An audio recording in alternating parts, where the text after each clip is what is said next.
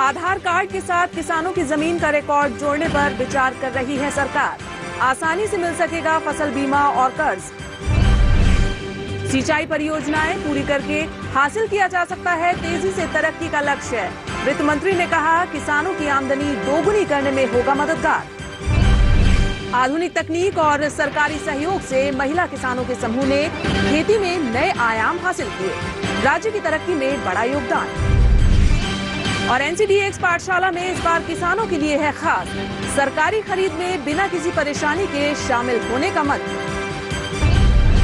नमस्कार, मैं हूं चेतना त्यागी, हाजिर हूं आपका पसंदीदा शो मंडी.com लेकर। मंडी.com में आज हम बता रहे हैं कि आधार कार्ड से जमीन की जानकारी सरकार क्यों जोड़ना चाहती है। फूड कॉर्पोरेशन के करीब 26,000 करोड़ रुपए सरकार ने क्यों दिए हैं, और एनसीडीएक्स पाठशाला में बताएंगे कि किसानों को सरकारी खरीद का फायदा लेने के लिए कौन सी छोटी छोटी बातें ध्यान में रखनी चाहिए।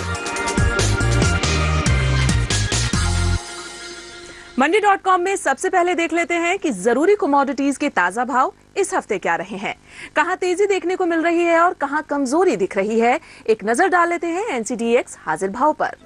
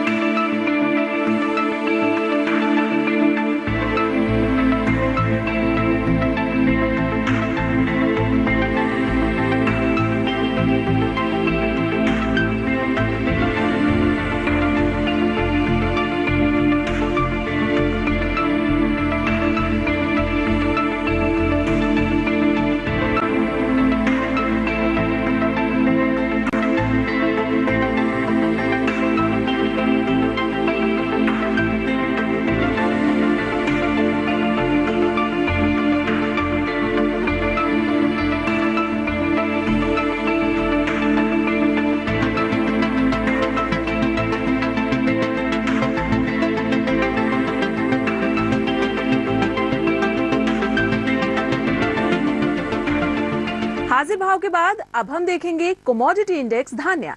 धान्या एनसीडीएक्स का बेंचमार्क इंडेक्स है। एनसीडीएक्स देश का सबसे बड़ा एग्री कमोडिटी एक्सचेंज है। जैसे शेयर बाजार की नब्ज समझने के लिए हम बॉम्बे स्टॉक एक्सचेंज के सेंसेक्स और नेशनल स्टॉक एक्सचेंज के निफ्टी इंडेक्स को देखते हैं, ऐसे ही कमोडिटी बाजार की नब्ज समझने के लिए धान्या इंडेक्स देखा जा सकता है।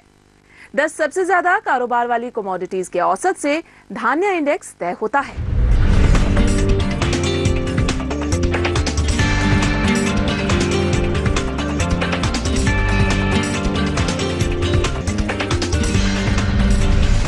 वित्त मंत्री ने कहा है कि सिंचाई परियोजनाएं तेज तरक्की का जरिया बन सकती हैं, और इजराइल के सहयोग से हरियाणा में फलों के लिए एक उत्कृष्टता केंद्र शुरू हुआ है।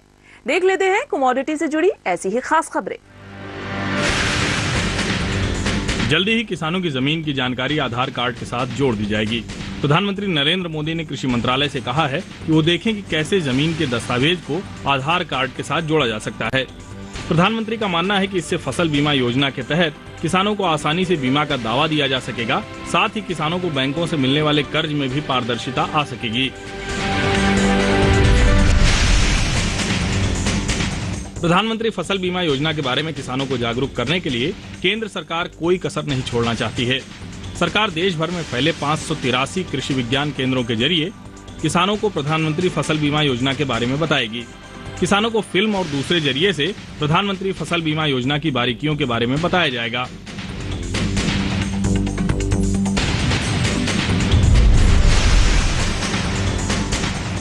वित्त मंत्री अरुण जेटली ने सिंचाई परियोजनाओं पर ज्यादा ध्यान देने को कहा है। चौथे इंडिया वाटर वीक में बोलते हुए वित्त मंत्री ने कहा कि सिंचाई परियोजनाएं तेज आर्थिक तरक्की का जरिया बन सकती हैं।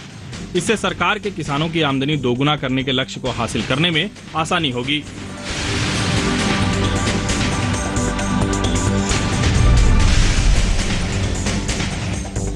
सरकार ने फूड कॉर्पोरेशन ऑफ इंडिया के लिए 25,834 करोड़ रुपए की सब्सिडी की रकम जारी कर दी है। इस रकम का इस्तेमाल फूड कॉर्पोरेशन ऑफ इंडिया सरकारी खरीद करने में करेगा। केंद्र सरकार हर साल राज्यों के जरिए गेहूं और चावल की सरकारी खरीद का लक्ष्य तय करती है।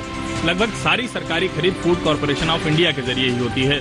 फूड कॉर्पोरेशन ऑफ इंडिया को सरकार से सब्सिडी की रकम का करीब 60,000 करोड़ रुपए मिलना था।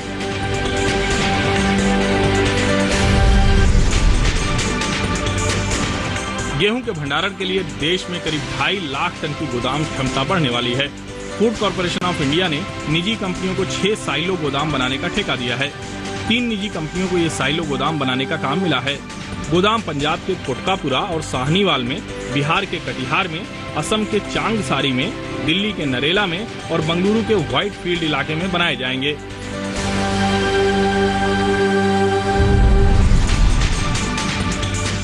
केंद्र सरकार देश में फूड प्रोसेसिंग का स्तर बढ़ाना चाहती है।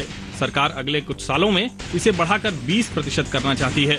अभी कुल मिलाकर 10% के आसपास खाद्यान्नों की ही प्रोसेसिंग हो पाती है। केंद्रीय खाद्यान्न प्रसंस्करण मंत्री हरसिमरत कौर बादल ने बताया कि किसान और ग्राहक के बीच का फासला कम करने के लिए सरकार ने 42 मेगा फूड पार्क और 138 शीत गृह तैयार किए हैं।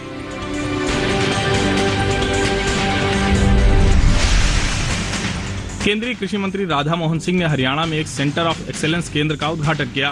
भारत इजराइल के संयुक्त कार्यक्रम के तहत ये उत्कृष्ट केंद्र कुरुक्षेत्र के लाडवा में शुरू किया गया है। इसमें फलों की खेती के आधुनिक तौर तरीके किसानों को सिखाए जाएंगे। इस मौके पर इजराइल के कृषि और ग्रामीण विकास मंत्री M.K. यूरी और हरियाणा के मुख्यमंत्री मनोहर लाल खट्टर भी मौजूद थे। ये केंद्र 12 एकड़ में फैला हुआ है।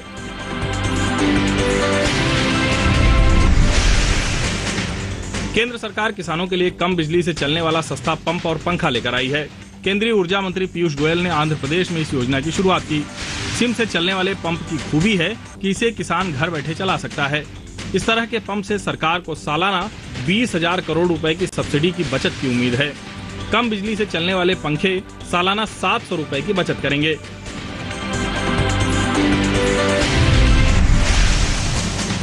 केंद्रीय कृषि मंत्री राधा मोहन सिंह बांग्लादेश की राजधानी ढाका में थे। कृषि मंत्री ढाका सार्क देशों के कृषि मंत्रियों के सम्मेलन में शरीक होने गए थे। राधा मोहन सिंह ने तीसरे सार्क कृषि मंत्रियों के सम्मेलन में कहा कि ये सम्मेलन सार्क देशों की तरक्की में कृषि के बढ़ते हुए महत्व को दिखा रहा है।